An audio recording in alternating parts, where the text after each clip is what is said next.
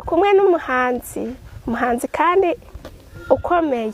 Umuhanzi rero muraza kumubona, ndaza kumuhamagara yegereye hino. Ese burasi yakwegera hino nawe akabasuhuza, mbino bakubone.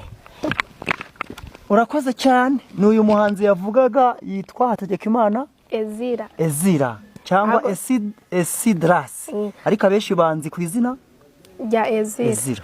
Ese wabakubitiyeho agapera kamwe abafana banjye kari abantu beza, ukabaririmbiraho gatoya bakajya kugira bumve ko ibyo ndi kuvuga ari byo.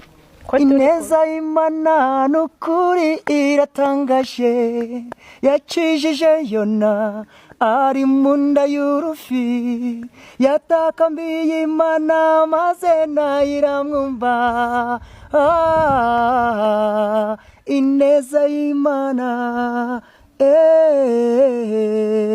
ineza y'Imana iratangaje.